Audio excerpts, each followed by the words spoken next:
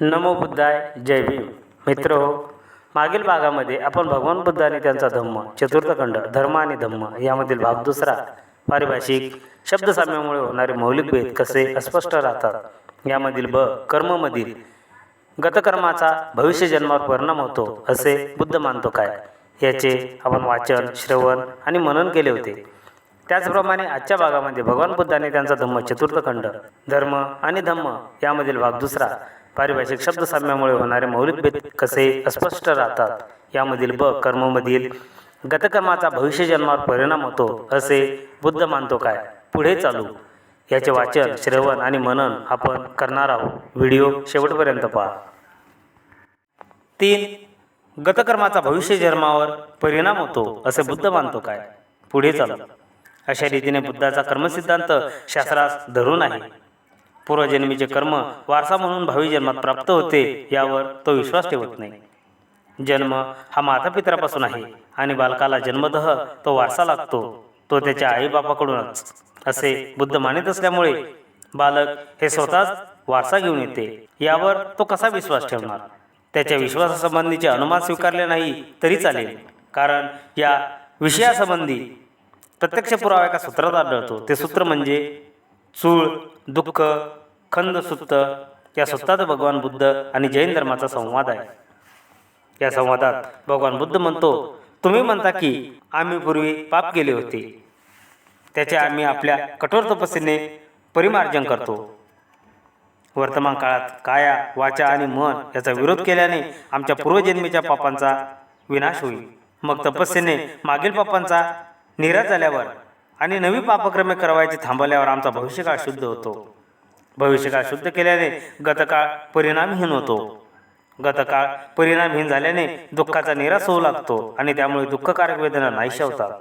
दुःखकारक वेदना नाहीशा झाल्यानंतर दुःखच नाहीशे होते. या माझ्या भाषणातला त्या निगष्टांनी होकार दिल्यावर मी त्यांना विचारले, पूज्य मानसांनो, तुम्हाला पूर्वजन्म होता किंवा पूर्वजन्म नव्हता हे तुम्हाला माहीत आहे काय. नाही, आम्हाला काहीच माहीत नाही. गतजन्मी पापामुळे तुम्ही सदोष अथवा निर्दोष होता याबद्दल तुम्हाला काही ज्ञान आहे काय. नाही, आम्हाला काहीच माहिती नाही. गतजन्मी या किंवा त्या विशिष्ट पापामुळे तुम्हाला दोष लागला होता किंवा नाही हे तुम्हाला माहीत आहे काय. नाही, ते आम्हाला काहीच माहीत नाही. मग दुसरी गोष्ट अशी की माणसाची स्थिती अनुवंशिकतेपेक्षा त्याच्या भोवताच्या परिस्थितीवर अधिक अवलंबून असते असे बुद्ध मानतो. देवधर्म सूत्रात म्हणतो, काही श्रमण ब्राह्मण अशा मताचे आहेत की जे काही सुखकर अथवा दुःखकर अनुभव व्यक्तीला येतात ते गतजन्मीचे परिणाम होत. म्हणून ते म्हणतात, गतजन्मीच्या पापकर्माचे परिमार्जन केल्याने आणि नवी पापकर्मे करण्याचे थांबवल्याने भविष्यकाळात सोसावायचे काहीच उरत नाही.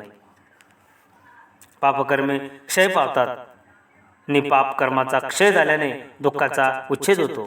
दुःखाचा उच्छेद झाल्याने वेदना नाहीशा होतात आणि वेदनाचा क्षय झाल्याने अखिल दुःखाचा उच्छेद होतो असे निगष्टांचे म्हणणे आहे. प्राण्यांचे सुखकारक आणि दुःखकारक अनुभव हे जन्मकाळच्या परिस्थितीमुळे उद्भवतात असे निगष्ट म्हणत असतील तर त्यांचे ते म्हणणे दोषास्पद आहे आणि जन्मकालीन परिस्थिती याचे कारण नाही असे ते म्हणत असले तरी सुद्धा त्यांचे म्हणणे दोषास्पद ठरते.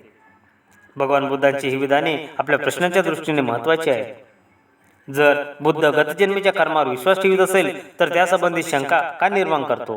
वर्तमान जीवनातील सुखकर अथवा दुःखकर अनुभव हे परिस्थिती सापेक्ष आहेत असे मानणारा बुद्ध गतजन्मीच्या कर्मावर विश्वास कसा ठेवेल. गतजन्मीच्या कर्माचा सिद्धांत हा शुद्ध ब्राह्मणी सिद्धांत आहे. ते आत्म्याचे अस्तित्व मानतात. आत्म्याचे अस्तित्व आणि पूर्वजन्माचा आत्म्यावर परिणाम होतो असे मानतात. म्हणून गतजन्मीचे कर्म वर्तमान काळात प्रभावशाली ठरते. त्याच्याशी ते सुसंगत आहेत, परंतु आत्म्याचे अस्तित्व न मानणाऱ्या बौद्ध सिद्धांताशी ते अगदी विसंगत आहे. ज्याला भगवान बुद्धाचा सिद्धांत समजला नाही किंवा जो बुद्धिपरस्पर बौद्ध धर्म आणि हिंदू धर्म सदृश्य आहेत असे दाखवण्याचा अट्टहास करतो त्याने हा सिद्धांत बौद्ध धर्मात घुसडविला असला पाहिजे. भगवान बुद्धाने हा सिद्धांत शिकविलेला असण्याची शक्यता नाही हे वरील कारणावरून स्पष्ट होईल. याशिवाय भगवान बुद्धाने हा सिद्धांत शिकवला नसावा या म्हणण्याला दुसरा एक सर्वसामान्य आधार आहे.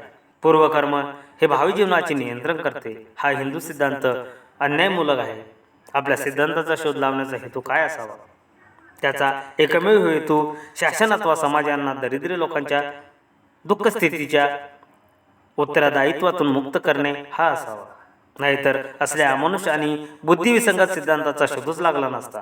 महाकारुणिक हे ज्यांचे विरुद्ध प्रसिद्ध आहे तो असला सिद्धांत उचलून धरील अशी कल्पनाही करवत नाही.